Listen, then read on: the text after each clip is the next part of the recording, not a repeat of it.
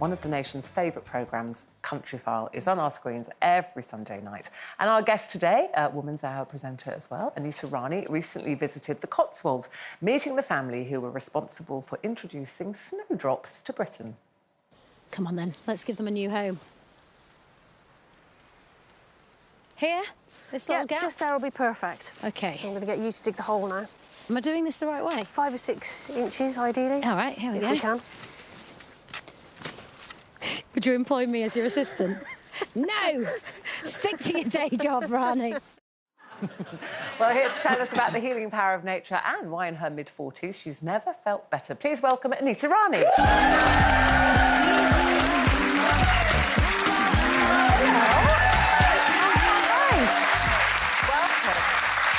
Now, that is an outfit you will not be wearing on Countryfile outfit. Would she employ me? Of course she wouldn't. I don't even have a garden, you know. Don't you? No.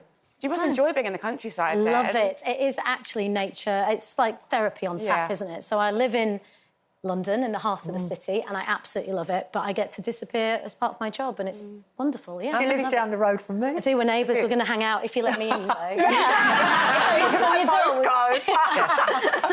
You have to get across the moat first. But I love Countryfile. I mean, well, I love the countryside, and I've had a house in the countryside, you know, all my working life. I've just so loved walking and being in the countryside, and programmes like Countryfile are so important because I think people get transported to the countryside without all the effort of going there.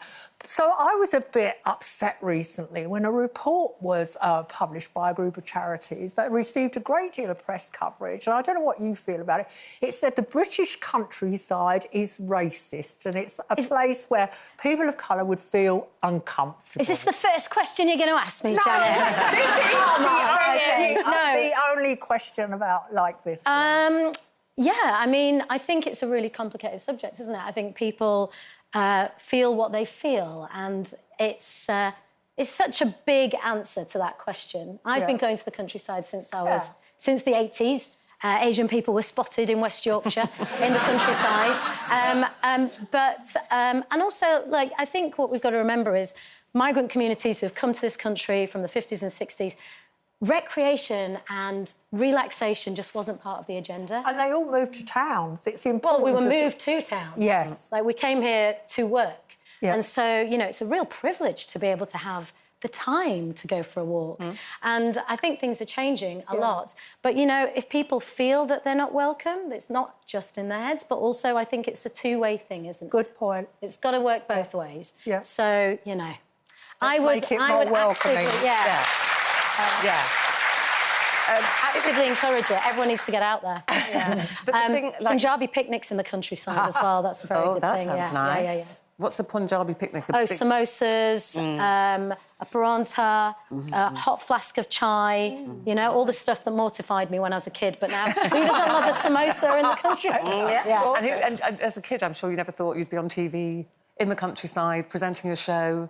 No, but like I don't know. As a kid, I thought the world was my oyster, to be honest. I couldn't wait to just do whatever it was that life wanted me to do. But no, I didn't expect to be on Countryfile. I mean, who would, right? Yeah. You couldn't predict something like that. So you have talked very openly about, you know, sadly, the breakup of your marriage, which we won't go into in detail, but I was reading about you in an interview. You said, I feel like I'm stepping into chapter 2 now of my life. How do you see... Have you written chapter 2 in your mind? How do you see chapter 2 unfolding for you? I don't know how it's going to unfold, but hopefully in the most magnificent way. It is such a privilege to, as a woman, to have a choice, to have made a choice and to have options, because so much of life is dictated to us in many ways, isn't it? We're kind of conditioned to behave in a certain way, and then all of a sudden you think, oh, I can do what I want now.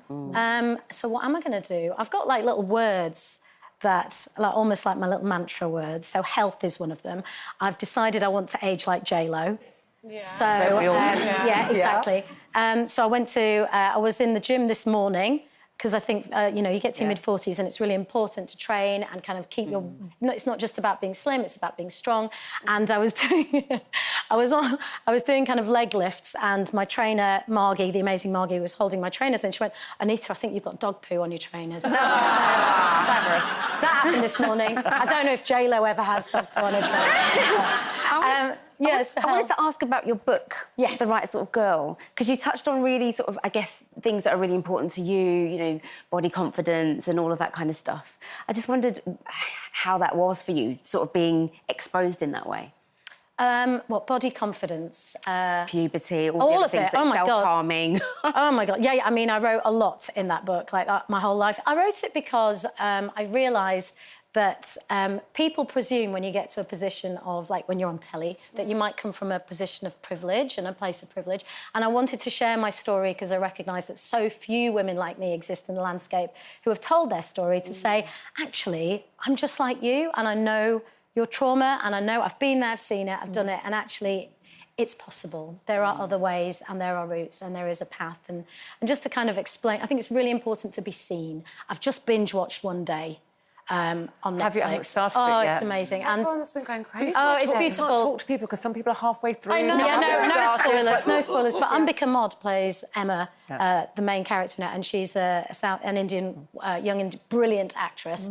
And it completely, even for me, as a woman in my 40s, I had a moment where I thought, this is the first time I am watching a romantic... and I have been able to say that I can see the universal in all stories, right? And it's my experience. But all of a sudden, I'm like, I can really relate to this in a new way. Like, he lets go of a hand at one point, and I know that sinking feeling when the guy lets go of your hand because he might be slightly embarrassed. You know, all of it. So, yes, I wrote that, and I exposed a lot, including my knickers in that. But it had an amazing reaction, and actually it really... I wrote it during lockdown. It made me become very introspective. It made me think about my life and think about how I've become... It's like this huge shift that I've gone through, really, Ruth. Like, it's massive. And I feel like I'm still going through it.